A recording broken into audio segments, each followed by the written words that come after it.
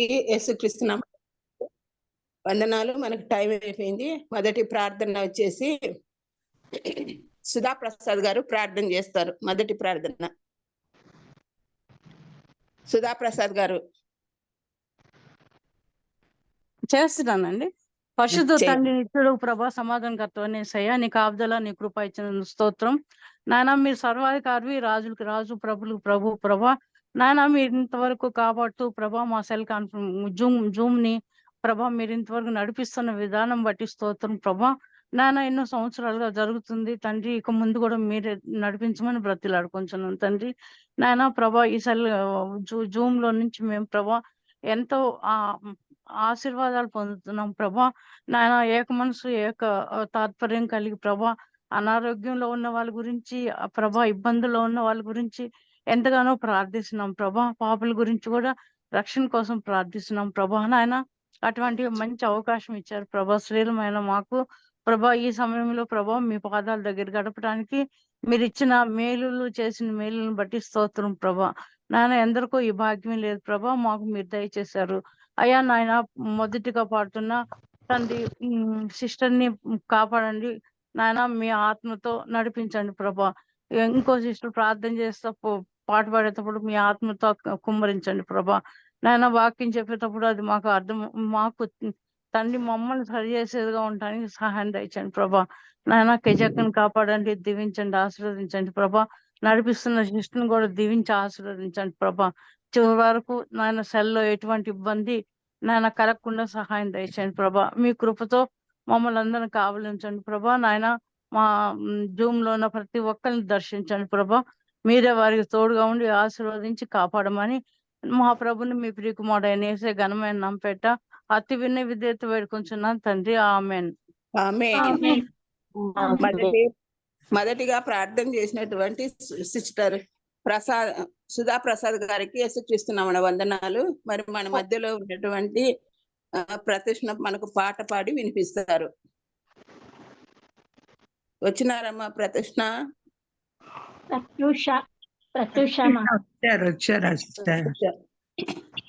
పాడండి మా.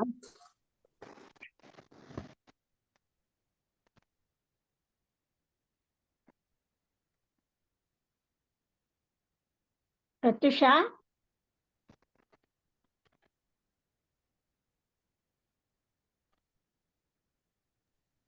సారీ ప్రభు నామంన అందరికి వందనాలు. మ్యూట్ లో ఉన్నాను, చూసుకోండి. ఈ అవకాశం ఇచ్చిన వారందరికీ మరొకసారి వందనాలు చెప్తున్నాను. దేవునికి మొదటగా కృతజ్ఞతలు. క్రైస్తవ జీవితం సౌభాగ్య జీవితం, ప్రభు పిల్లలకు ఎంతో ఆనందం. క్రైస్తవ జీవితం సౌభాగ్య జీవితం, ప్రభు పిల్లలకు ఎంతో ఆనందం. కష్టములు వచ్చినా నష్టములు వచ్చినా, కష్టములు వచ్చినా నష్టములు వచ్చినా, యేసు ప్రభువే నా సహకారి. యేసు ప్రభువే నా సహకారి. క్రైస్తవ జీవితం సౌభాగ్య జీవితం, ప్రభు పిల్లలకు ఎంతో ఆనందం. ఈ లోక ఘనత నన్ను విడచినన్, లోకస్తులెల్లరూ నన్ను విడచినన్. ఈ లోక ఘనత నన్ను విడచినన్, లోకస్తులెల్లరూ నన్ను విడచినన్. నా సహోదరులు నన్ను విడచినన్, నా సహోదరులు నన్ను విడచినన్. యేసేపు దేవుడే నా సహకారి, యోసేపు దేవుడే నా సహకారి. క్రైస్తవ జీవితం సౌభాగ్య జీవితం, ప్రభు పిల్లలకు ఎంతో ఆనందం. క్రైస్తవ జీవితం సౌభాగ్య జీవితం, ప్రభు పిల్లలకు ఎంతో ఆనందం. నా మంచి కాపరి, శ్రేష్ట స్నేహితుడు, శాశ్వత రాజు, నా సహాయకుడు. నా మంచి కాపరి, శ్రేష్ట స్నేహితుడు, శాశ్వత రాజు, నా సహాయకుడు. భారం నాకెందుకు, వ్యాకులమెందుకు, భారం నాకెందుకు, వ్యాకులమెందుకు, ప్రభు ప్రజలతో నే కీర్తించేదను, ప్రభు ప్రజలతో నే కీర్తించేదను. క్రైస్తవ జీవితం సౌభాగ్య జీవితం, ప్రభు పిల్లలకు ఎంతో ఆనందం. క్రైస్తవ జీవితం సౌభాగ్య జీవితం, ప్రభు పిల్లలకు ఎంతో ఆనందం.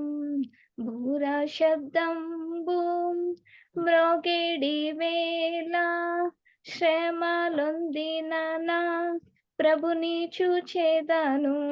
భూర శబ్దంబు మ్రోగేడి వేళ, శ్రమలొందిన నా ప్రభుని చూచేదను.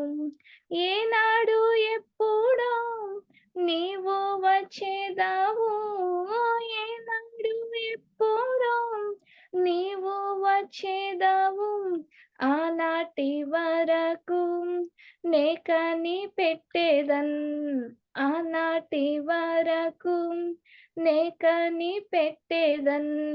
క్రైస్తవ జీవితం సౌభాగ్య జీవితం, ప్రభు పిల్లలకు ఎంతో ఆనందం. క్రైస్తవ జీవితం సౌభాగ్య జీవితం, ప్రభు పిల్లలకు ఎంతో ఆనందం. కష్టములు వచ్చినా, నష్టములు వచ్చినా, కష్టములు వచ్చినా, నష్టములు వచ్చినా, యేసు ప్రభువే నా సహకారి, యేసు ప్రభువే నా సహకారి. క్రైస్తవ జీవితం సౌభాగ్య జీవితం, ప్రభు పిల్లలకు ఎంతో ఆనందం. క్రైస్తవ జీవితం సౌభాగ్య జీవితం, ప్రభు పిల్లలకు ఎంతో ఆనందం. Thank you aunty. వందనాలమ్మా. మరి చక్కని పాట పాడి వినిపించినటువంటి ప్రత్యూషకు యేసుక్రీస్తునామన వందనాలు. అయినా చక్కగా పాట పాడింది. అవును, క్రైస్తవ జీవితము సౌభాగ్య జీవితమే. ప్రభు పిల్లలకు కష్టాలే. ఎందుకు కష్టాలు వస్తాయంటే దేవుళ్ళో ఉన్నప్పుడు మనకి ఎన్నో కష్టాలు కూడా వస్తాయి, నష్టాలు కూడా జరుగుతాయి. అయినా ప్రభు మనకు సహకారిగా ఉంటున్నాడు. ఈ లోక ఘనతలు మనం విడిచినను, లోకస్తులు మన వదినను మనకేమి కూడా భయము లేదు. యేసే మనకు సహకారిగా ఉంటాడు. మరి భారమును ఎందుకు, వాక్యములు ఎందుకు అనేసి మరి ప్రజలందరూ మరి మరి బూర శబ్దము మ్రోగినప్పుడు ప్రేమనంది ఏనాడు కూడా ఎప్పుడు కూడా నీవు వచ్చేది. దేవుడు వస్తానన్న దేవుడు రాక మానడు, కానీ మనం నిరీక్షణ కలిగి ఆయన వైపు చూస్తూ ఉందాము. మరి చక్కగా అర్థరహితంగా పాడినటువంటి ప్రతిష్ణకు యేసుక్రీస్తునామన వందనాలు. మరి మన మధ్యలో ఉన్నటువంటి కుమారి సిస్టర్ డోను అక్క వాక్యం పంచుకుంటారు మనతో. అందరూ మీట్లో ఉండండి. జూమ్ మీటింగ్ లో ఉన్న ప్రతి ఒక్కరికి ప్రత్యేక వందనాలు తెలియజేస్తున్నాను. కీర్తనల గ్రంథము 97వ అధ్యాయము 5వ వచనం. కీర్తనల గ్రంథము 97వ అధ్యాయము 5వ వచనం. యెహోవా సన్నిధిని, సర్వలోకనాథుని సన్నిధిని పర్వతములు మైనం వలె కరుగుచున్నవి. ప్రార్థన చేసుకుందామండి వాక్యాన్ని కొరకు. ప్రేమ నమ్మకం గల మా దేవ, కృపా సత్య సంపన్నుడైన మా ప్రియ పరలోకపు తండ్రి, నీకు స్తోత్రాలు కృతజ్ఞతాస్తుతులు చెల్లిస్తున్నాం తండ్రి. అవును ప్రభా, క్రైస్తవ జీవితం ఎంతో సంతోషం. మీ సన్నిధిలో ఈ లోకంలో ఎన్ని ఉన్నప్పటికీ ప్రభా అని మీ చెంతకు రాగానే ఎంతో గొప్ప ఆనందాన్ని దయచేసే దేవుడవయ్యా. మా ప్రతి కన్నీటి బాష్ప బిందువును తీసివేసే దేవుడవయ్యా, తుడిచే దేవుడవు తండ్రి. ఈ లోకంలో ఎవ్వరు కూడా మాకు సహాయకారిగా ఉండరు. మీరు మాత్రమే గొప్ప సహాయకారిగా ఉంటున్నారు. మీకు వేలాది కృతజ్ఞతాస్తుతులు చెల్లిస్తున్నాం తండ్రి. మీ బిడ్డలంగా మమ్మల్ని చేర్చుకున్న విధానాన్ని బట్టి, మీరిచ్చిన రక్షణ భాగ్యాన్ని బట్టి కృతజ్ఞతాస్తుతులు నాన్న. ఇచ్చిన పరిశుద్ధుల సహవాసాన్ని బట్టి కూడా కృతజ్ఞతాస్తుతులు చెల్లిస్తున్నాం. దినము మాకు చక్కటి ఆత్మీయ ఆహారాన్ని దయచేస్తున్న దేవుడవయ్యా, మీకు స్తోత్రాలు కృతజ్ఞతాస్తుతులు నాన్న. బలహీనురాలనైన నన్ను మీ శిలువ చాటున మరుగుపరచండి. మీ మెల్లని స్వరాన్ని వినిపించండి. మీరు మాట్లాడితే క్షేమమయ్యా. గొప్ప దేవ, మాలో దిద్దుబాటు కలిగించే దేవుడవు నీవే. మాకెంతగానో ధైర్యం చెప్పే దేవుడవయ్యా, మీకు స్తోత్రాలు కృతజ్ఞతాస్తుతులు చెల్లిస్తున్నాం. చేరవచ్చిన ప్రతి ఒక్కరిని పేరు పేరున జ్ఞాపకం చేసుకొని ఆశీర్వదించండి తండ్రి. ఇంకా రావాల్సిన బిడ్డలను నడిపించండి, రప్పించండి తండ్రి. అవును ప్రభా, మీ సన్నిధిలో ఇందులో జాయిన్ కావటానికి మీ సహాయం దయచండి. మీ చిత్తానుసారంగా ఆది అంతం మీరే ఉండి నడిపించండి. ఎటువంటి డిస్టర్బెన్స్లు కలగకుండా మీరే కృప చూపించి సహాయం దయచేయమని మమ్మల్ని మీ చేతులకు అప్పగించుకుంటూ త్వరలో రారాజుగా రాబోతున్న యేసుక్రీస్తు వారి శక్తిగల నామంని స్తుతించి అడిగి వేడుకుంటున్నాం తండ్రి. ఆమేన్. ఆమేన్. ఇక్కడ కీర్తనల గ్రంథము 97వ అధ్యాయము 5వ వచనంలో, యెహోవా సన్నిధిని, సర్వలోకనాథుని సన్నిధిని పర్వతములు మైనం వలె కరుగుచున్నవి. అంటే ఇక్కడ ప్రభు సన్నిధిలో మైనం వలె పర్వతాలు కూడా కరిగిపోతాయంట. అలాగే ప్రతి ఒక్కరి జీవితంలో ప్రభుని నమ్మినా నమ్మకపోయినా మామూలుగా ఈ లోకంలో ఎన్నో శ్రమలు, ఇరుకులు, ఇబ్బందులు కదా, అన్ని ఆరోగ్యాలు బాగున్నా ఇంట్లో మనశ్శాంతి ఉండదు. ఇంట్లో సమాధానం ఉండి అన్ని చక్కగా ఉన్నా శరీరంలో ఆరోగ్యం లేక, అన్ మనశ్శాంతి ఉండి శరీరంలో ఆరోగ్యం ఉన్నా కానీ ఆర్థిక ఇబ్బందులు ఏదో ఒకటి, ప్రతి ఒక్కరికి ఏదో ఒక సమస్య ప్రతి కుటుంబంలోనూ. అంతేకాకుండా అన్ని బాగున్నాయంటే లోకంలో భయం, అలజడి, ఎప్పుడు ఏమి జరుగుతుందో తెలియని పరిస్థితిలో మనం బ్రతుకుతున్నాం. ఈ మధ్య కాలంలో అసలు ఎన్నో యాక్సిడెంట్లు, ఎన్నో రకాలుగా మహిళలకు మరీ ఎంత మాత్రము భద్రత లేని పరిస్థితుల్లో మనం బ్రతుకుతున్నాం. కానీ అన్ని విషయాలు ఎన్ని ఉన్నప్పటికీ, ఎట్లా ఉన్నా మన దేవుడు ఉన్నాడని క్రైస్తవ బిడ్డలకు మాత్రమే, దేవుని బిడ్డలకు మాత్రమే ఒక విధమైన ధైర్యం ఉంటుంది. మన పిల్లలు హాస్టల్లో ఉన్నా, ఎక్కడెక్కడో దూరంగా ఉన్నా, ప్రభువా మీ చేతులకు అప్పగించుకుంటున్నాం అని చెప్పగానే దేవుడు మన పిల్లలను ఎంతగానో జాగ్రత్తగా చూసుకుంటాడనే నమ్మకం, విశ్వాసం కూడా మనకున్నదనమాట. అట్టి భాగ్యం ఇతరులకు లేదు, మనకు మాత్రమే ఉన్నది. మనకు ఒక్కోసారి పర్వతాలాంటి సమస్యలే వస్తాయి, ఆ శ్రమలు వస్తాయి. ఆ సమయంలో దేవుడు ఎన్నో రకాలుగా మనకు ఆదరణ మాటలు, ధైర్యాన్ని ఇచ్చే మాటలు పరిశుద్ధ గ్రంథంలో వ్రాయించాడు. ఆయన మాట్లాడతాడు, మనకెంతో సమాధానం ఉంటుంది, సంతోషం కలుగుతుంది అనమాట. నిజమే, ఏదైనా సమస్యలు వచ్చినప్పుడు ఇతరులతో పంచుకుంటే ఇంకా వారు ఎన్నో సార్లు ఎగతాళి చేసేవారుగా ఉంటున్నారు. కానీ మన దేవుడైతే మన సమస్యలు తీర్చివేసి అదే స్థానంలో హృదయంలో మనకెంతో సంతోషాన్ని ఇచ్చేవాడుగా ఉంటున్నాడు అనమాట. ఎంత గొప్ప దేవుడు, ప్రతి ఒక్కరిని ప్రేమించే దేవుడు. అందువల్లనే దేవాది దేవుడైనటువంటి ఏకైక దేవుడు మన పాపముల నిమిత్తమై ఈ లోకానికి వచ్చి కన్యమరియ గర్భాన జన్మించి శిలువ మరణం పొంది, మనం చేసిన పాపాలకు ఆయన శిలువ మరణం పొంది చనిపోయి తిరిగి లేచినాడు. 40 రోజులని మళ్ళీ పరలోకానికి వెళ్ళిపోయినాడు అనమాట. అందువల్ల అంతేకాకుండా మన కొరకు తండ్రి దగ్గర విజ్ఞాపన చేసే దేవుడుగా ఉంటున్నాడు. ఇట్టి దేవుణ్ణి గల మనము ఎంతో ధన్యులు అనమాట. మనకి ఎన్నో సార్లు పర్వతాలు లాంటి ఇబ్బంది, అబ్బా ఈ కష్టాలు తట్టుకోలేమో అని అనుకుంటూ ఉంటారు. అనారోగ్య సమస్య అయినా, ఏ ఇబ్బందులు వచ్చినా ఇవి తట్టుకోవడం చాలా కష్టం ఉంటాం. అది ఆయన సన్నిధికి మనం వచ్చినాం అనుకోండి, ఖచ్చితంగా దేవుడు పర్వతాలు మైనం వలె కరిగిపోయినట్టుగా మన బాధలు కూడా తొలగిపోతాయి. ఖచ్చితంగా హృదయంలో ఉండే బాధను తొలగిస్తాడు. అయితే మనము ఆయన సన్నిధిలో ఆయన యొక్క ఆజ్ఞలకు లోబడి ఆయనను హత్తుకొని జీవించే వారంగా ఉండాలన్నమాట. లూకా సువార్త 11వ అధ్యాయము 11వ వచనం చూస్తున్నాం. లూకా సువార్త 11వ అధ్యాయము 11వ వచనం.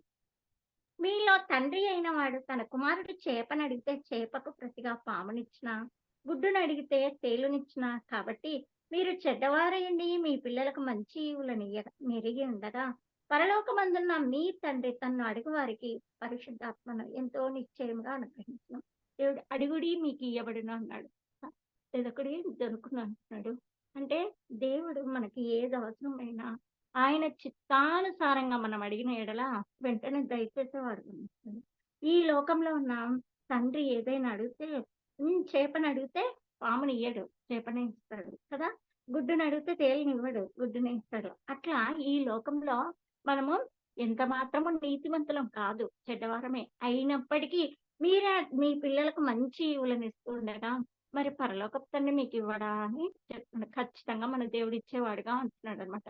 మనం నిజమే నీతిమంతులు ఒక్కరు కూడా లేరు ఈ లోకంలో. అందరూ కూడా పుట్టుకతోనే పాపి అని దేవుడు చెప్తున్నాడు. జన్మతోనే మనం పాపులంగా ఈ లోకానికి వచ్చినాం. కాబట్టి మనం చెడ్డవారేంటి మన పిల్లలకు మంచి మంచివి ఇస్తున్నామని అనుకుంటున్నాం. కానీ మన పరలోక తండ్రి అంతకంటే మంచివి ఎన్నో మనకు ఆత్మీయ ఆశీర్వాదాలను కుమ్మరిస్తున్నాడు. ఎల్లప్పుడూ తండ్రి అని ప్రయాణాల విషయంలో కూడా మనం మొరపెట్టుకుంటే ఆయనే కాపుదలుగా ఉంటున్నాడు. అన్ని విషయాల్లో భద్రతను దయచేసేవాడుగా ఉంటాడు. కాబట్టి శ్రమలు వచ్చినాయని మనం ఎంత మాత్రం కుంగిపోవనక్కర్లేదని ఇక్కడ దేవుడు ఎన్నో మాటలు చెప్తూ ఉన్నాడు అనమాట. పరలోకపు తండ్రి ఇస్తాడు. అలాగే 1 పేతురు 5వ అధ్యాయము 7వ వచనం. 1 పేతురు రాసిన పత్రిక 5వ అధ్యాయము 7వ వచనం. ఆయన మిమ్మును గూర్చి చింతించుచున్నాడు కనుక మీ చింత యావత్తు ఆయన మీద వేడి. మన గురించి ఆయన ఇందాక అనుకున్నాం కదా, తండ్రి దగ్గర ఎల్లప్పుడు మన కొరకై విజ్ఞాపన చేసే దేవుడుగా ఉంటున్నాడు. అంటే ఎవరికి ఏం అవసరమో, ఎవరు ఏ ఇబ్బందులు ఉన్నారో అన్ని ఎరిగిన దేవుడు విజ్ఞాపన మన పక్షాన ఆయన చేస్తూ ఉన్నాడు అనమాట. కనుక మీ చింత యావత్తు ఆయన మీద వేడి అంటున్నాడు. ఆయన మిమ్మును గురించి చింతించుచున్నాడంటే ఇక్కడ కింద లక్ష్యము చేయించున్నాడంట. మనమంటే ఎంతో ఆయనకు ప్రేమ, లక్ష్యం. ఈ లోకంలో వాళ్ళు మనం అంటే అసలు లెక్క పెట్టరు. చాలా మటుకు ధనవంతులు అటువంటి వాళ్ళు కొంతమంది బాగానే ఉంటారు, కానీ కొంతమంది వీళ్ళకేముంది తక్కువ ఉందన్నట్టుగా లెక్క పెట్టరు. కానీ దేవాది దేవుడు మన లక్ష్యం చూడు, లక్ష్యం చేయించున్నాడంట మనల్లో. అంటే ఆయననే మనతో ఉన్నప్పుడు ఇక మనకేం అవసరం లేదు, మనం చింతపడక్కర్లేదు. నిజంగా ఎన్నోసార్లు బాధ కలిగినప్పుడు నా మట్టుకు నేను కన్నీటితో దేవుడి సన్నిధిలో ప్రార్థన చేయగా నా భారమంతా తీరినట్టుంటుంది. నిజంగా మన హృదయ భారమంతా ఆయన తీసుకొని మనకు సమాధానం దయచేస్తున్నాడు. అందుకే చెప్తున్నాడు, ఆయన మిమ్మును గురించి చింతించుతున్నాడు కనుక మీ చింత యావత్తు ఆయన మీద వేడి. ఆయన మీద మనము మన చింత వేస్తే ఆయనే చూసుకుంటాడు. హెబ్రీలకు రాసిన పత్రిక 12వ అధ్యాయము 5-6 వచనాలు చూస్తున్నాం. హెబ్రీలకు రాసిన పత్రిక 12వ అధ్యాయము 5-6 వచనాలు.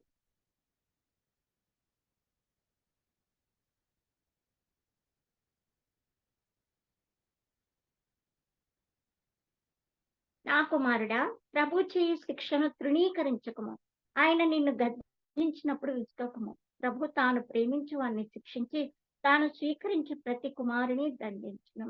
మన దేవుడి బిడ్డలము అని ఇక్కడ చెప్తున్నాడు. ఆయన ప్రేమించే ప్రతి వారిని శిక్షించి తాను స్వీకరించి ప్రతి కుమారుని దండిస్తాడంట. ఇందువల్ల మనం ఏదైనా తప్పిదం చేసినప్పుడు ఆయన ఏదో ఒకటి ఇస్తాడనమాట. ప్రభు చేయి శిక్షను మనము తృణీకరించము. ఎందుకు వచ్చిందో, ఎన్నో తప్పులు చేస్తాం మనము, కానీ ఏదైనా వచ్చేసరికి ఎందుకు వచ్చిందో ఏమో అనుకుంటాము. కానీ ప్రభు చిత్తం లేనిదే ఏ శ్రమ మన దగ్గరికి రాదు. అనారోగ్యం కానీ ఏదైనా కానీ అంటే ఆయన చేసే శిక్షను మనము తృణీకరించమాట. దేవుణ్ణి అడగాలి, మనం ఏం తప్పిదం చేసినామో అందువల్ల ఇది వచ్చింది, దాన్ని సరిదిద్దుకునే వారంగా ఉండాలి. పశ్చాత్తాప హృదయంతో దేవుడి సన్నిధిలో మనం మొరపెట్టుకొని పశ్చాత్తాపం ఆయన దగ్గర ఒప్పుకొని విడిచిపెట్టే వారంగా ఉండాలి. ప్రభు ఆయన నిన్ను గద్దించినప్పుడు విసుకోకూడదు. మనల్ని గద్దించినప్పుడు మనం విసుకోకూడదు. ఏం దేవుడా ఏమో ఎందుకు ఇట్లా పెట్టినాడా అని ఇవన్నీ అనుకుంటాం. కానీ అటువంటివి మనము ఎంత మాత్రము విసుకోకుండా ఉండాలి. ప్రభు తాను ప్రేమించి వాడిని శిక్షించి తాను స్వీకరించి ప్రతి కుమారుని దండించు. మనల్ని దండిస్తాడు. ఇప్పుడు పిల్లలు ఏదైనా తప్పు చేస్తూ ఉంటారు అనుకో, అప్పుడు మనం దండిస్తాము. వాళ్ళు తిరుగుబాటు చేస్తే తల్లులంగా మనం ఎంతో బాధపడతాం. ఎందువల్ల వాళ్ళ మీద కోపం కాదు, కక్ష కసి కాదు, వాళ్ళు బాగుపడాలి, ఆ తప్పుడు పనులు చెయ్యకూడదు అని. మరి మనమే అట్లా చూసుకుంటే మన పరలోకపు తండ్రి ఇంకా ఎంతగా చూసుకోవాలి. ఆయన ఇంకా ఎక్కువగా మనల్ని ప్రేమించే దేవుడిగా ఉంటున్నాడు. అక్క వినపడుతుంది కదా? కొంచెం చిన్నగా హలో, వినిపిస్తుంది కుమారి, కొంచెం చిన్నగా వినిపిస్తుందమ్మా. కొంచెం గట్టిగా మాట్లాడండి. Okay okay. గట్టిగా మాట్లాడు. కొత్త సెల్ వచ్చింది, అదే మొన్ననే ట్రబుల్ అయింది. నేను షారాకి చెప్పిన తర్వాతే ఇంకా ఇది వేరే సెల్. సరే అక్క. కాబట్టి ప్రభు చేసే శిక్షను మనము త్రవీకరించవద్దు. ఏది వచ్చినా గానీ ఆ శ్రమలతో పాటు ఆయన కృప, ఆయన సన్నిహితంగా మన దగ్గర ఎక్కువగా ఉంటాడని ఒక్కసారి జ్ఞాపకం చేసుకొని ఆయన వేసే శిక్షను ఆనందంగా మనం స్వీకరించాలి. శ్రమలు వస్తాయి.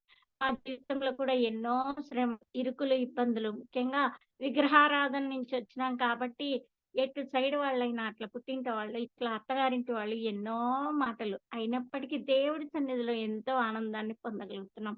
ఆయన చేసిన మేళ్ళు లెక్కలేనన్ని ఉన్నాయి కనుక దాని మూలంగా మేము ఇప్పుడు ఎంతో సంతోషంగా ఆనందంగా ఉండగలుగుతున్నాం అనమాట. ఇప్పుడు ఎన్నో మాటలున్న బంధువులు ఇప్పుడు నోరెత్తటం లేదు. ఎందువల్ల? దేవుడు అన్ని విధాలుగా మమ్మల్ని ఆశీర్వదించినందువల్ల. పిల్లలు వివాహాల విషయం అయితే, మీ డెలివరీల విషయంలో అన్నిట్లో ఊహించిన దానికంటే ఎక్కువగా చేసిన దేవుడు.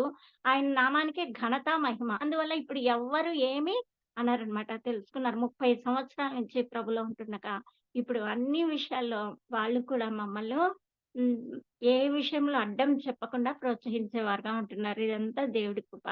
యోహాను సువార్త 16వ అధ్యాయము 33వ వచనం. యోహాను సువార్త 16వ అధ్యాయము 33వ వచనము.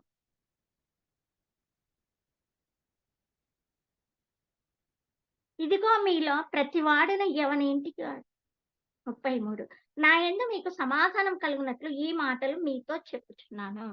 ప్రభు నుండి మనకు సమాధానం కలగటానికి చెప్తున్నాడంట. ఆయన మాటలు మనం వినాలి. లోకంలో మీకు శ్రమ కలుగును. దేవుడే చెప్తున్నాడు, లోకంలో మీకు శ్రమ కలుగుతుంది అని. ఆ శ్రమ అయినను ధైర్యం తెచ్చుకొనడి, నేను లోకమును జయించి ఉన్నాను. మీకు శ్రమ కలుగుతుంది కానీ కృంగిపోవద్దు. కృంగిన ఎడల చేతగాని వాడవగదు అని దేవుని యొక్క వాక్యం సెలవిస్తుంది. నిజమే, కృంగిపోయినామనుకోండి ఏ పని చేయడానికి చేత కాదు. అసలంతా దిగులు, అయోమయం ఎట్లా ఉంటుంది, కలవరము. అంతేకాకుండా మన బాధ అంతా ఆయన మీద వేసి ప్రార్థన చేసుకున్నాం అనుకో, ఆ కృంగుదల అనేది పోతుంది. మీకు శ్రమ కలుగుతుందని ఆయనే అన్నాడు. ఆ శ్రమను తప్పించేందుకు, సహించేందుకు కూడా ఆయనే మనకు శక్తిని దయచేస్తాడు. కాబట్టి లోకంలో మీకు శ్రమ కలుగుతుంది, అయినను ధైర్యం తెచ్చుకొనండి, నేను లోకమును జయించి ఉన్నాను అన్నాడు. ప్రభువుకు తక్కువ శ్రమల, కేవలం పాపులమైన మన కోసం ఆయన ఈ లోకానికి వచ్చి ఏ తప్పు చేయకపోయినప్పటికీ ఎన్నో శ్రమలు అనుభవించినాడు. ఆయన మరణించిన విధానం చూస్తే చాలా ఇది మనకు పడాలి ఆ శిక్షలన్నీ. కానీ మన ఎడల ప్రేమ కలిగి ఆయన ఆ లోకాన్ని జయించినాడు అనమాట. నిజంగా ఆయనే శిలువ మరణం పొంది తిరిగి లేచి మనకు రక్షణనిచ్చినాడు. ఎంత గొప్ప దేవుడు! అంతకంటే మనకేమీ శ్రమలు రావటం లేదు. పక్షాన ఆయన ఉన్నాడు. ఆయనను తండ్రి చేయి వదిలిపెట్టినాడు కానీ మనల్ని ఎప్పుడు వదిలిపెట్టలేదు. మన శ్రమలో ఇంకా మనకు సన్నిహితంగా చాలా దగ్గరగా ఆ దేవుడు ఉంటున్నాడనమాట. కాబట్టి మనం ఏ విషయమైనా కృంగుదలకు చోటు ఇవ్వక ప్రభు సన్నిధిలో ఇంకా ఆనందించే వరంగా ఉండాలని దేవుని వాక్యం సెలవిస్తుంది. లూకా సువార్త 21వ అధ్యాయము 26 నుంచి 28 వరకు చూసుకుందాం. లూకా సువార్త 21వ అధ్యాయము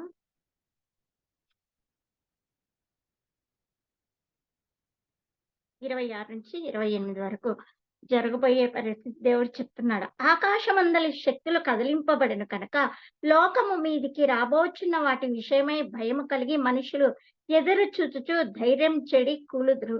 అప్పుడు మనుష్య కుమారుడు ప్రభావంతోను మహామహిమతోను మేఘారూఢుడై వచ్చుట చూతురు. ఇవి జరగని ఆరంభించినప్పుడు మీరు ధైర్యం తెచ్చుకొని మీ తలలు ఎత్తుకొనుడి, మీ విడుదల సమీపించున్నదనెను. ఒక్కోసారి మనం కూడా అనుకుంటాం కదా, ప్రభుని నమ్మిన బిడ్డలంగా ఏదైనా శ్రమ వస్తే ఈ లోకంలో ఎన్నో జరుగుతున్నాయి అన్యాయాలు, దుర్మార్గాలు. నీతిమంతులు వెళ్ళిన వారు ఎంత అదృష్టం అనుకుంటాను నేనైతే. ఎన్ని చూడాల్సి వస్తున్నాయి. కరోనా లాంటివి ఏవేవో వచ్చినాయి కదా, భద్రత లేని పరిస్థితులు. అవన్నీ చూడకుండా వాళ్ళు వెళ్ళిపోయినారు కదా. అస్సలు ఆ పేర్లు కూడా వినిండం. అటువంటి రోగాలు వస్తున్నాయి ఇప్పుడు అనేక రకాలుగా.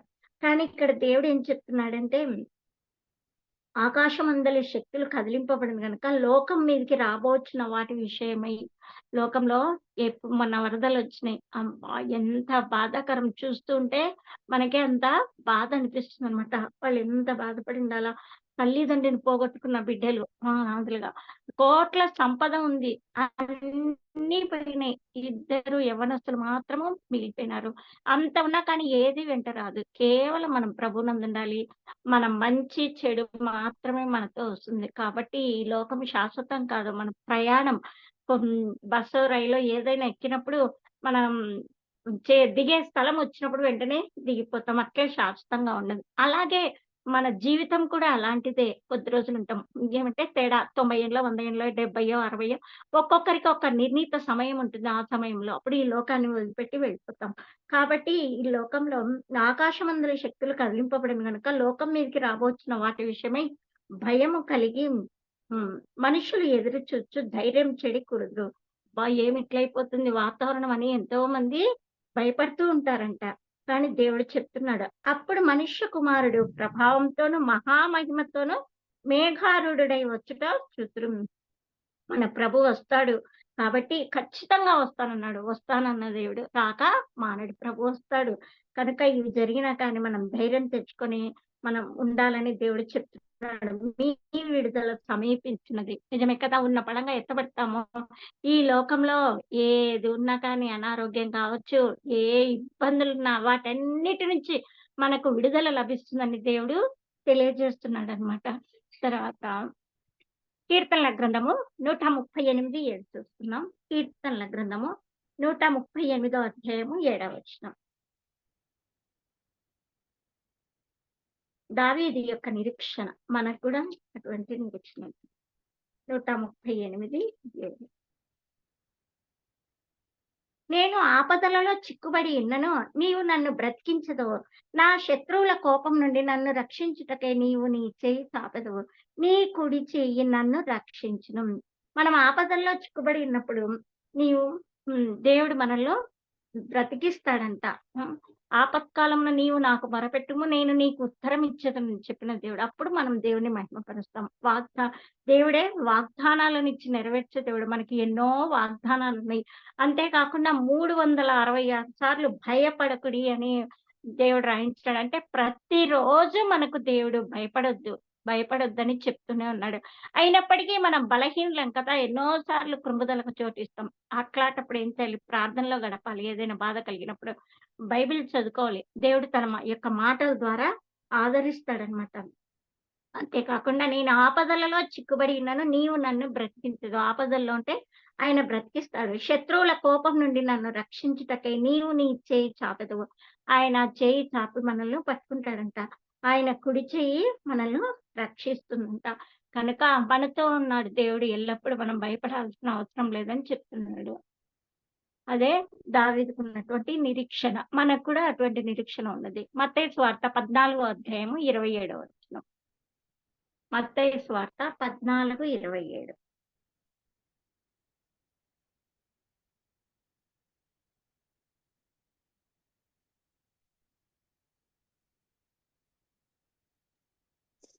వెంటనే యేసు ధైర్యం తెచ్చుకొనుడి, నేనే, భయపడకుడని వారితో చెప్పగా.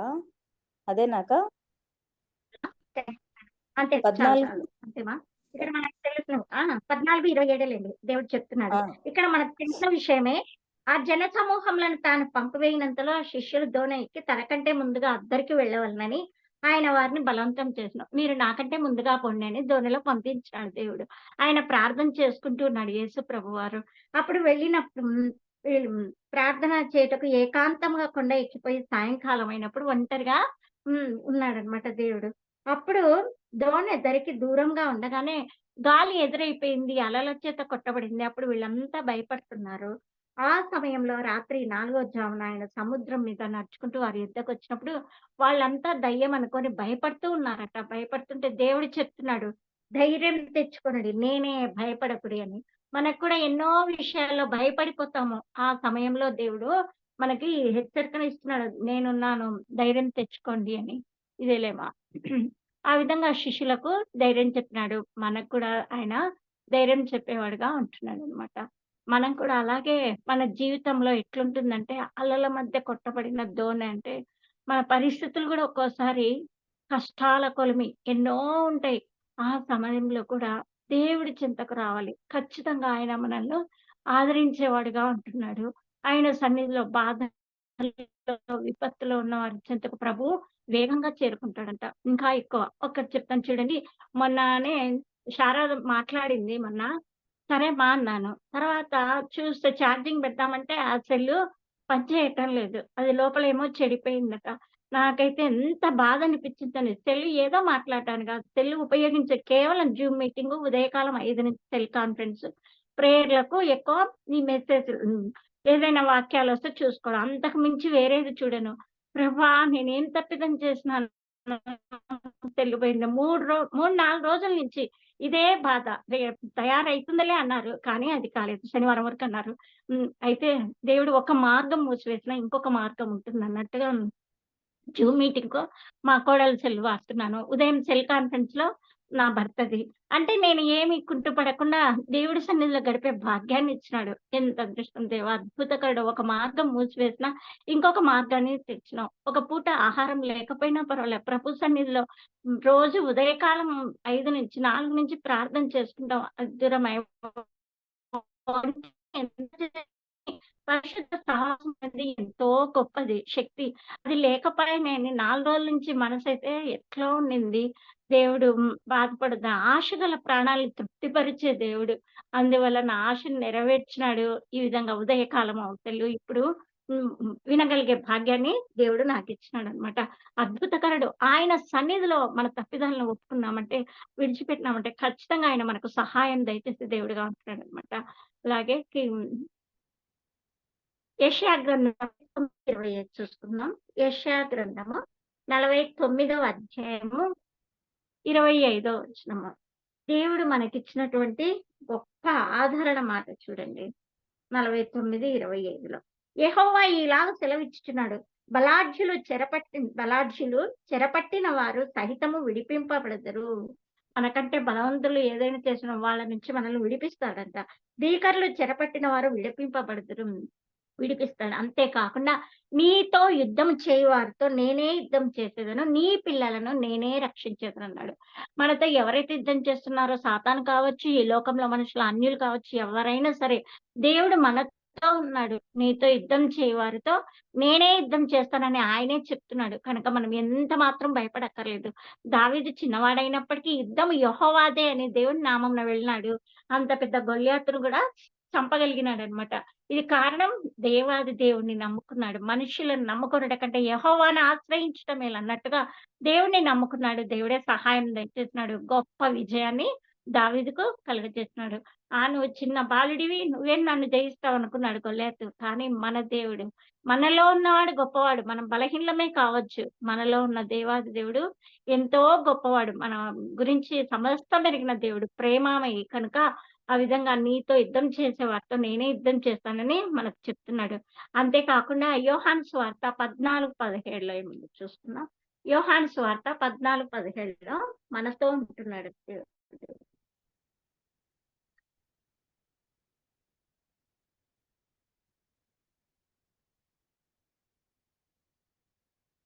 14:17 వచనం. లోకము ఆయనను చూడదు, ఆయనను ఎరుగదు, కనుక ఆయనను పొందనేరదు. మీరు ఆయనను ఎరుగుదురు. ఆయన మీతో కూడా నివసించును, మీలో ఉండడం. రండి, మనతో నివసిస్తూ మనతో ఉంటాడంట. లోకానికి ఇటువంటి భాగ్యం లేదు. నేను 30 సంవత్సరాలైంది నమ్ముకొని. అంతకుముందు అన్ని సంవత్సరాలు కూడా ఇప్పుడు 61 అయినా అంతకుముందు ఈ భాగ్యం లేదు. ఏ విషయంలో కానీ ఏదో పూజ చేస్తా ఉంటిమి ఆ విగ్రహాలకు అంతే కానీ ఇప్పుడు గొప్ప నిరీక్షణ ఉంది. మనతో ఉన్నాడు దేవుడు. మనలో ఉన్నాడు. మన తరపున వాదన చేసేవాడుగా ఉంటున్నాడు. మన పక్షంగా ఉన్నాడని. ఎన్ని వాగ్దానాలు లెక్కలేనన్ని. ఎల్లప్పుడూ ఆయన మనతో ఉంటున్నాడని ఇక్కడ ఆయన చెప్తున్నాడు. లోకస్తులకైతే తెలీదు. నేను మీతో ఉంటాను అని దేవుడు చెప్తున్నాడన్నమాట. అంతేకాకుండా ఆయన మాటలు మనతో ఉంటే ఆయన ఖచ్చితంగా మనకు సహాయం మనం ఆయన మాట ప్రకారం జీవించాలి. లోకం ఆయనను చూడదు, ఆయనను ఎరగదు. లోకస్తులు ఎరగరు. నిజమే. మా బంధువులకందరికీ చెప్తావు ఈ ప్రేమ, ఆయన ప్రేమ ఎటువంటిది ఎట్లా అని. ఒప్పుకుంటారు. కానీ వారు ఆయన సన్నిధికి రావటం లేదు. ఆయనను పొందనేరదు ఆ లోకము. మీరు ఆయనను ఎరుగుదురు. మనం ప్రభువుని ఎరిగినాము కాబట్టి మనతో ఆయన ఉంటాడంట. ఖచ్చితంగా మనలోనే ఉంటాడు. ఎక్కడికి వెళ్ళాడు. మన తల్లిదండ్రి, బంధువులు ఎంత ప్రేమ ఉన్నా భర్త గాని, భార్య గాని ఒకరికొకరు వదిలిపెట్టి వెళ్తారు. మన దేవుడు మన జీవిత కాలమంతా మనతో ఉంటాడు. మనం మరణించిన తర్వాత కూడా మనతోనే ఉంటాడు ఆయన. జీవమైన, మరణమైన ఆయన మనలో విడువడు, ఎడబాయడనమాట. గొప్ప దేవుడు మనతో ఉన్నవాడు. మొదటి కొరింథీయులకు రాసిన పత్రిక 10వ అధ్యాయము 13వ వచనం. దేవుడు నమ్మదగిన వాడు. మొదటి కొరింథీయులకు రాసిన పత్రిక 10వ అధ్యాయము 13వ వచనం. సాధారణంగా మనుషులకు కలుగు శోధన తప్ప మరి ఏదియూ మీకు సంభవింపలేదు. దేవుడు నమ్మదగిన వాడు. మీరు సహింపగలిగినంత కంటే ఎక్కువగా ఆయన మిమ్మును శోధింపబడనివ్వడు.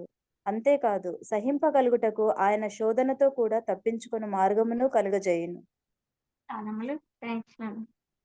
చూడండి, మనుషులకు కలిగే శోధన తప్ప ఏది కూడా మనకు సంభవించదంట.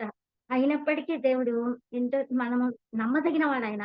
మీరు సహింపగలిగినంత కంటే ఎక్కువగా ఆయన మిమ్మల్ని శోధింపనీయడు. అంతేకాదు, సహింపగలగటానికి ఆయన శోధనతో కూడా తప్పించుకునే మార్గాన్ని కూడా ఇస్తాడు. ఈ శోధన నుంచి మమ్మల్ని బయట వేయవా అంటే మనకు జ్ఞానం ఇస్తాడు. ఏ విధంగా తప్పించుకోవాలో అది కూడా తెలియజేస్తాడు. ఇంతగా సహాయం చేసే వాళ్ళు ఎవరున్నారా ఈ లోకంలో? దేవతలు అనబడేవారు కూడా చెయ్యరు, మనుషులు చేయరు. ఎంత ప్రేమన్నా దేవుడు మాత్రమే చేస్తాడు. వాగ్దానాలను ఇచ్చి నెరవేర్చే దేవుడు ఖచ్చితంగా మనకు సహాయం చేస్తాడు. అందుకే చెప్తున్నా, నమ్మదగిన దేవుడు. మనం సహించేంతే ఇస్తాడు, కానీ అంతకంటే ఎక్కువ శ్రమలు ఇవ్వడు. నిజమే. కానీ మనం బలహీనము. కొన్ని శ్రమలకి పగవాడికి కూడా వద్దు ఈ శ్రమలు, అట్లా ఇట్లా అని ఎంతో వాపోతాం. మనలో ఉన్న దేవుని మనము ఒక్కోసారి మర్చిపోతాము, కానీ బాధపడతాం. ఇర్మియా గ్రంథము 29:11 చూస్తున్నాం. ఇర్మియా గ్రంథము 29వ అధ్యాయం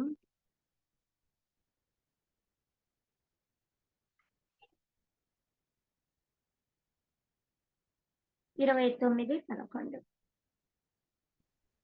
ప్రజలందరి ఎదుట ఇట్లా నేను యెహోవా ఇలాగు సెలవిచ్చుచున్నాడు.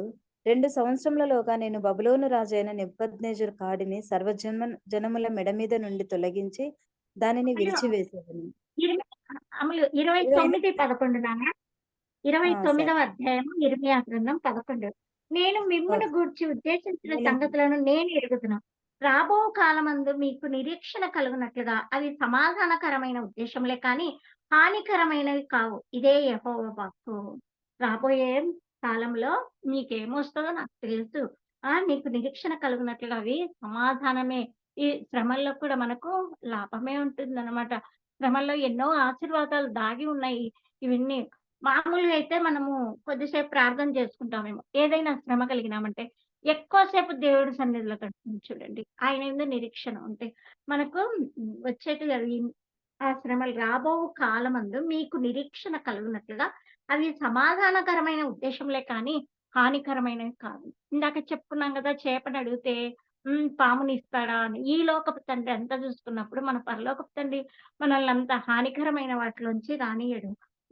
ఇదే యెహోవా వాక్కు అని చెప్తున్నాడు అనమాట. అంతేకాకుండా ఆయనకు మొరపెట్టినప్పుడు మనం ప్రార్థన చేస్తూ వచ్చినప్పుడు మనవి ఆలకిస్తాడంట. ఆయన ఆజ్ఞలకు మనం లోబడి జీవిస్తున్నామంటే ఖచ్చితంగా మన ప్రార్థన ఆలకిస్తాడు, జవాబు దయచేసేవాడుగా ఉంటున్నాడు. అందువల్ల మనము ఈ విధంగా ఆనందంగా ఉండగలుగుతున్నాము. ఆయనను వెదికినప్పుడు పూర్ణ మనస్సుతో నన్ను గూర్చి విచారణ చేయనెడల మీరు నన్ను కనుగొందురు. పూర్ణ మనసుతో ఆయన సన్నిధిలో మనం విచారణ చేసినామంటే ఆయనను కనుక్కుంటాం. ఆయన మాటల ద్వారా, బైబిల్ ద్వారా మనతో మాట్లాడుతున్నాడు. ఎంతో మంచిగా. ఎంతో మంది కూడా ఆత్మహత్య చేసుకోవాలనుకుంటాడు. ఆయన యొక్క వాక్యం ఒక్కసారి చూడగానే కరపత్రిక ఎవరైనా ఇవ్వడం, అప్పుడే తలుపు తట్టి అట్లా చేయడం వల్ల ఆయన కరపత్రికలోని వాక్యం ద్వారా మాట్లాడి వారు ఆత్మహత్య చేసుకోకుండా ఎంతో మంది అట్లా బ్రతికిన వాళ్ళు కూడా ఉన్నారనమాట. అంత కృంగుదల ఉంటుంది వాళ్ళ జీవితాల్లో. ఈ బ్రతుకు వద్దు దేవుడా! ఇంకా మరణించడమే మేలనుకుంటారు. ఆయన యొక్క మాట ఎంతో దుర్మార్గులను కూడా బైబిల్ ఒక్కసారి తెరుస్తుంటా హంతకులు కూడా మార్చి దేవుడు. అంత గొప్ప దేవుడు మన దేవుడు. కాబట్టి మనకి ఏదొచ్చినా సమాధానకరమైన ఉద్దేశాలే కానీ హానికరమైనవి కాదని దేవుడు చెప్తున్నాడన్నమాట. మొదటి పేతురు రాసిన పత్రిక 4వ అధ్యాయము 1, 2 వచనాలు చూసుకుందాం. పేతురు రాసిన మొదటి పత్రిక 4వ అధ్యాయము 1, 2 వచనాలు. క్రీస్తు శరీరమందు క్రీస్తు శ్రమపడిన శరీరమందు కనుక కరెక్టేమా చదువురా. క్రీస్తు శరీరమందు శ్రమపడెను కనుక మీరును అట్టి మనసును ఆయుధంగా ధరించుకొనుడి. శరీర విషయంలో శ్రమపడిన వాడు శరీరమందు జీవించు మిగిలిన కాలము ఇక మీదట మనజాశలను అనుసరించి నడుచుకొనక దేవుని ఇష్టానుసారంగానే నడుచుకొనున్నట్లు పాపంతో జోలి ఇక నేమియూ లేక యుండును. చాలమా. క్రీస్తు ప్రభువారు ఈ లోకానికి వచ్చినప్పుడు శరీరమందు శ్రమ పడినాడు. ఆ శ్రమలు ఎలాంటివో ఆయన అనుభవించినాడు. మనకు ఉన్న శ్రమల కంటే ఆయనకి ఇంకా ఎక్కువే. అట్టి మనసును ఆయన ఇన్ని శ్రమలు అనుభవించినాడు. యోబు విషయంలో చూసుకుంటే ఇంతవరకు యోబుకి వచ్చినంత కష్టం ఎవ్వరికీ రాలేదు కదా. అయినప్పటికీ యోబు ఓర్చుకున్నాడు. ప్రభు ఇంకా ఎక్కువ మన కోసం, పాపాత్ములమైన మన కోసం ఓర్చుకున్నాడు.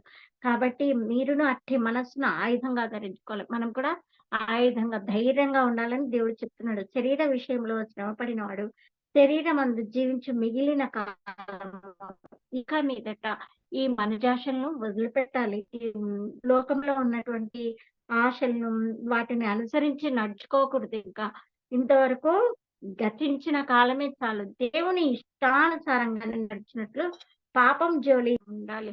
పాపంతో సంబంధం లేకుండా ఉండాలి. అంతేకాకుండా పాపానికి శరీరం పైన అధికారం కూడా సన్నగిలిపోతుంది. మనం ప్రభు యందు ఉన్నామనుకోండి, అప్పుడు అది కూడా పాపం అనేది మన దగ్గరికి రాదు. మనం ప్రభు సన్నిధిలో ఎక్కువగా ఉంటే. అంతేకాకుండా మనం మాట్లాడే మాటల విషయమే దేవుడు ఒకటి చెప్తున్నాడు. మత్తయి సువార్త 12వ అధ్యాయము 36, 37 వచనాలు. మత్తయి సువార్త 12వ అధ్యాయము 36, 37 వచనాలు. నేను మీతో చెప్పునదేమనగా మనుషులు పలుకు వ్యర్థమైన ప్రతి మాటను గూర్చియు విమర్శన దినమున లెక్క చెప్పవలసి ఉండెను. నీ మాటలను బట్టి నీతిమంతుడవని తీర్పు నొందుదువు, నీ మాటలను బట్టియే అపరాధివని తీర్పు నొందుదువు. మన మాటల నుంచి మనము చిక్కులు పడిపోతుంటాం. నిజమే. దేవుడు చెప్తున్నాడు, మనం పలికే ప్రతి వ్యర్థమైన మాటను గురించి పైన దేవుడి దగ్గర మనము లెక్క చెప్పాలి. ఈ మాటలు ఎందుకు మాట్లాడినారు అంటే అప్పుడు మనం తల దించుకోవాల్సి వస్తుంది.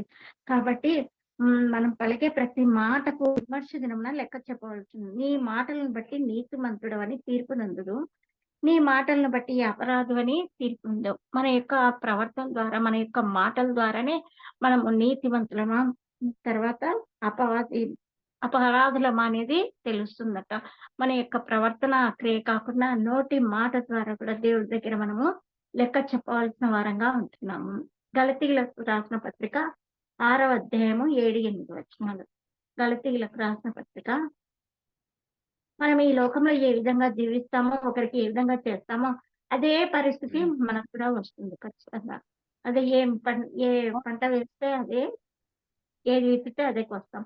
గలతీయులకు రాసిన పత్రిక 6వ అధ్యాయము 7, 8 వచనాలు. మోసపోకుడి, దేవుడు వెక్కిరింపబడడు. మనుషుడు ఏమి విత్తునో ఆ పంటనే కోయును. ఎలాగనగా తన శరీరేచ్ఛలను బట్టి విత్తువాడు తన శరీరం నుండి క్షయమను పంట కోయును, ఆత్మను బట్టి విత్తువాడు ఆత్మ నుండి నిత్య జీవమను పంట కోయును.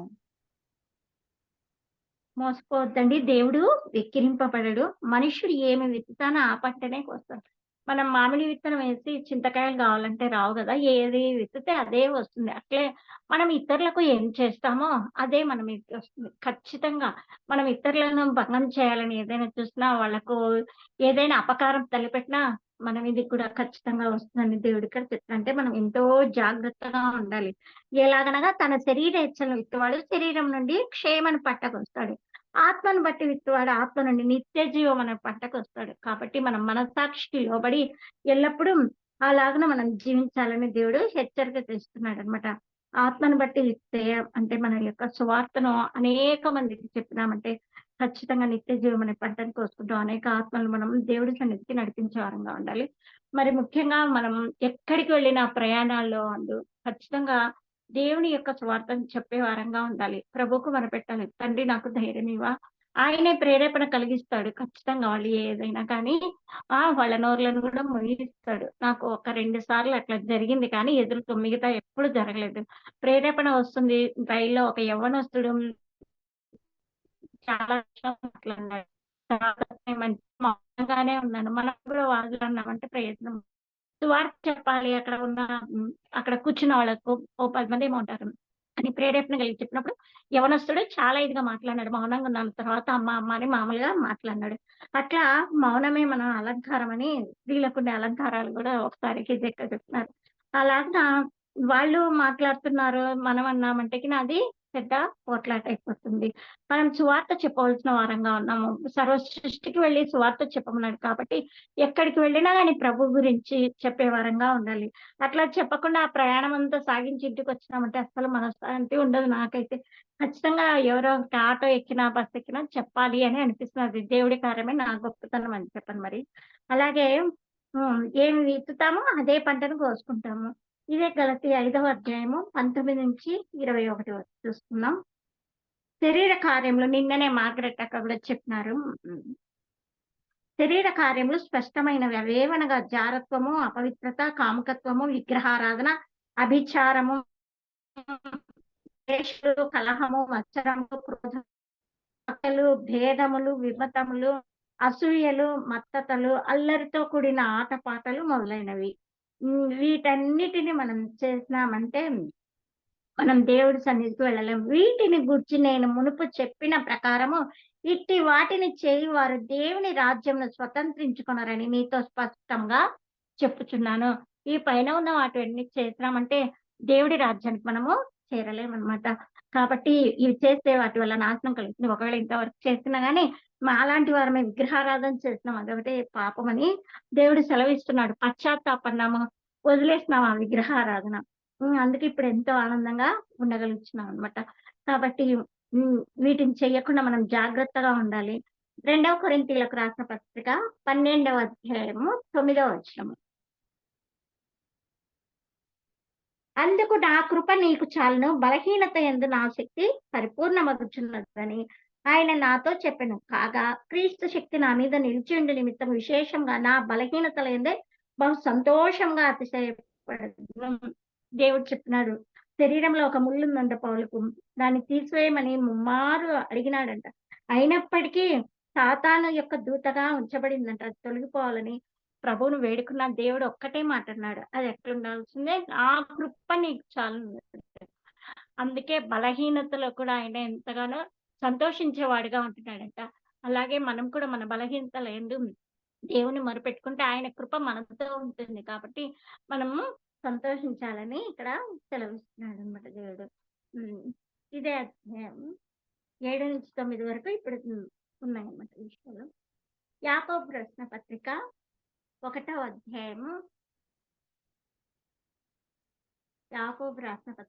అధ్యాయము 3వ వచనం చూస్తున్నాం.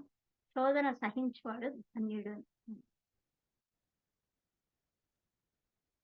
మీరు నానా విధములైన శోధనలలో పడినప్పుడు అది మహానందమని ఎంచుకొనుడి. మనం శోధనలో పడినప్పుడు మహా ఆనందం అని ఎంచుకోవాలంటే చెప్పడానికి బాగానే ఇస్తాం, అనుభవించేటోళ్ళకి తెలుసు అని అనుకుంటాం మనము. కానీ దేవుడి సన్నిధిలో మొరపెట్టినప్పుడు ఆ బాధను తొలగిస్తాడు. కాబట్టి ఆయన సన్నిధిలో మనకు మహానందం కలుగుతుందని మనం సంతోషించాలని దేవుడు చెప్తున్నాడు అనమాట. శోధన కలిగినప్పుడు అంతేకాకుండా ఇదే యాకోబు పత్రికలో 12వ వచనం 1:12 శోధన సహించువాడు ధన్యుడు, అతడు శోధనకు నిలిచిన వాడై ప్రభు తన్ను ప్రేమించు వారికి వాగ్దానం చేసిన జీవ కిరీటం పొందును. మనకు జీవ కిరీటం ఉంటుందట. ఆ శోధనను సహించి అది తప్పించుకోలేక, ఎగ్జాంపుల్ ఒకటి, నువ్వు విగ్రహాలను వదిలిపెట్టినావు కదా, మళ్ళీ పూజ చేస్తే నీకు ఫలాన్ని ఇస్తాం, ఇంత ఇస్తాం, అది ఇది అని అన్నారు అనుకోండి మాలాంటి వారిని. దానికి లోపడకుండా అవి లేకపోయినా పర్వాలని మనం ఉన్నామంటే మనకి ఎంతో దేవుడు ఆశీర్వాదం ఇస్తాడు. ఇంతవరకు అటువంటివి జరగలేదు మహాకృప వల్ల. నేను ఎక్కడికి వెళ్ళినా, అన్యులైనటువంటి మా పుట్టింటికి వెళ్ళినా, ఎక్కడికి వెళ్ళినా, వివాహాలకు వెళ్ళినా ఆ పత్రిక వచ్చినప్పటి నుంచి ప్రార్థన చేస్తా. ప్రభా, ఏ విషయంలో మేము అందులో పాలు పొందకుండా, ఎటువంటి శోధనలు రాకుండా సహాయం దయచేయండి ప్రభా అని ఎంతగానో ప్రార్థన చేస్తా. ఖచ్చితంగా దేవుడు ఏ ఇబ్బంది కలగకుండా 30 సంవత్సరాల్లో, మామూలుగా వివాహం అయితే ఇసురాయి తిప్పడం ఆడపిల్లలకు ఖచ్చితంగా ఉంటుంది. 2 అన్నయ్యలకు, ఒకరికి 3 పిల్లలు, ఒకరికి 2, 5 మందికి ఒక్కదాన్ని నేను మేనెత్తాను కాబట్టి ముందుగానే ప్రార్థన చేసుకుంటా. ప్రభా, ఇది తప్పించండి అని ప్రార్థన చేయగా దేవుడు నిజంగా ఏ విషయాల్లో నేను పాలు పొందకుండా నిజమే నేను అనుకుంటాను, ఎంత ధన్యకరమైన జీవితం. ప్రభువు మొరపెట్టగానే ఆయనే తప్పించినాడని. ఇంకా వాళ్ళు కూడా ఇప్పుడు ఇంకా అస్సలు అడగరు అనమాట ఏ విషయాల్లో. ఇంకా వదిన ఏం చెయ్యదులే, అడిగి వేస్ట్ అని వేరే వాళ్ళని పిలుచుకుంటారు. అట్లా వెళ్ళక తప్పదు, పుట్టింటికి వాళ్ళనే బంధువులను వెళ్ళకపోతాం. కానీ అవి వాటిల్లో పాలు పొందకుండా మనం ఉన్నామంటే చూడండి, అతడు శోధనకు నిలిచిన వాడే ప్రభు తన్ను ప్రేమించు వారికి వాగ్దానం చేసిన జీవ కిరీటం. మనం ఆ శోధనలను జయించినామంటే ఖచ్చితంగా మనకు జీవ కిరీటం ఉంటుంది. ఇదే యాకోబు పత్రిక 4వ అధ్యాయము 6-7 వచనాలు. 4వ అధ్యాయము 6-7 వచనాలు.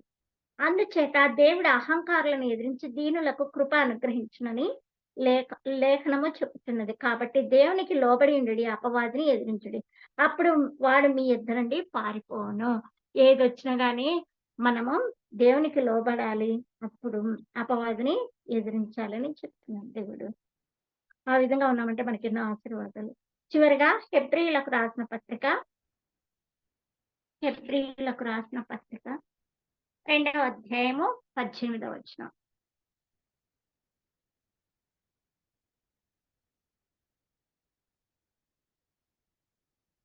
2:18 తాను శోధింపబడి శ్రమ పొందిన కనుక శోధింపబడే వారికి సహాయం చేయగల వాడే ఉన్నాడు. ఆయన శోధింపబడినాడు కాబట్టి మనకు సహాయం చేయడానికి చేయగల వాడే ఉన్నాడని చెప్తున్నాడు. అంటే ఎంత ధైర్యం, మనకు దేవుడే సహాయం చేస్తాడంటే. ఇదే అధ్యాయం 4, 15, 16. చివరిగా హెబ్రీయులకు రాసిన పత్రిక 4వ అధ్యాయము 15, 16 వచనాలు చూసుకొని ముగించుకుందాము. మన ప్రధాన యాజకుడు మన బలహీనతల యందు మనతో సహానుభవం లేనివాడు కాడు గాని సమస్త విషయములలోనూ మన వలనే శోధింపబడినను ఆయన పాపం లేనివాడుగా ఉండెను. కనుక మనము కనికరింపబడి సమయోచితమైన సహాయం కొరకు కృప పొందినట్లు ధైర్యంతో కృపాసనం వద్దకు చేరుదము. మన బలహీనతల యందు కూడా ఆయన మనల్ని బలపరిచే దేవుడుగా ఉంటున్నాడు, మనకు శోధనలు తప్పించే దేవుడుగా ఉంటున్నాడు. అంతేకాకుండా ఆయన శోధింపబడిన పాపం లేనివాడుగా ఉంటున్నాడు. కనుక మనము కనికరింపబడి సమయోచితమైన సహాయం కొరకు ఆయన సన్నిధికి, ఆయన కృప పొందినట్లు ధైర్యంతో ఆయన సన్నిధికి వెళ్ళాలి. మనకి ఎప్పుడు ధైర్యం ఉంటుంది? ఆయనకు విరోధంగా ఏమి చెయ్యకుండా మనం మంచిగా ఉన్నామంటే అప్పుడు ధైర్యంతో ఆయన సన్నిధికి వెళ్తాం. అంటే తప్పు చేసినా గానీ వెళ్ళి అక్కడ ఆయనకు మన తప్పిదాన్ని ఒప్పుకొని పశ్చాత్తాపడి ఉన్నామంటే ఖచ్చితంగా ఆయన దగ్గరికి చేర్చుకుంటాడు. దేవుడి కొద్ది వాక్యంను ఆశీర్వదించును గాక. ఏదైనా తప్పుంటే దయతో మన్నించండి. వినపడిందో లేదో మరి సరిగా.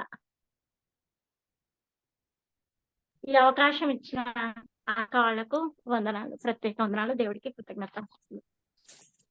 సరే, హలో. వాక్యం చక్కగా మనకు వివరించినారు. అవును, ఎన్నో చెప్పినారు మనకు. కానీ కీర్తనలు 97:5 ప్రభు సన్నిధిలో పర్వతాలు మైనం వలె కరిగిపోతాయి. నిజమే, మనకి ఎన్నో శ్రమలు వచ్చినప్పుడు అవి దేవుని సన్నిధిలో మనం మొరపెట్టినప్పుడు అవి పర్వతాల వలె మరి కరిగిపోతాయి.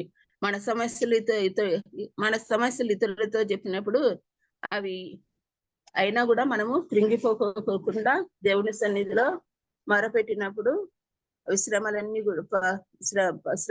కూడా పోతాయి. మరి అంతే మాత్రమే, అదే కాకుండా ఆయన వద్దకు మనము రావాలి.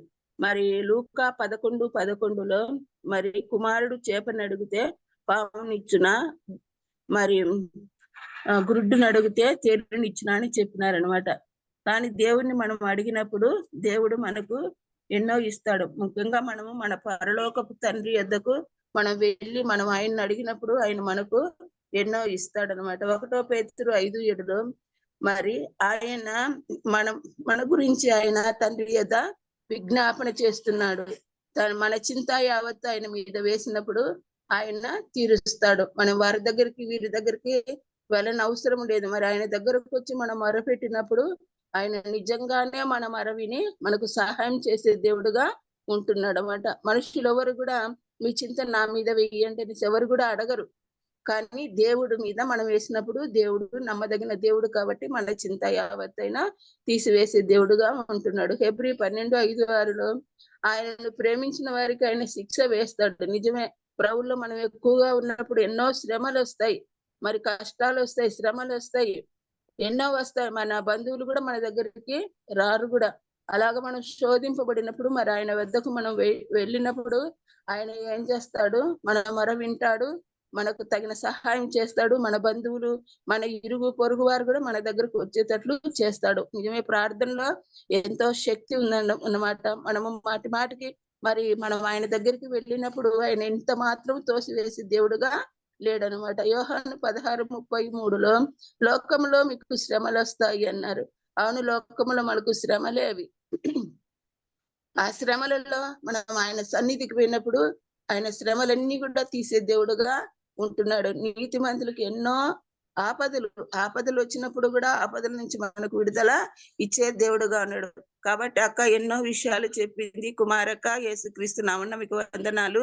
మంచి వాక్యాలను మాకు వినిపింప చేసినారు. మరి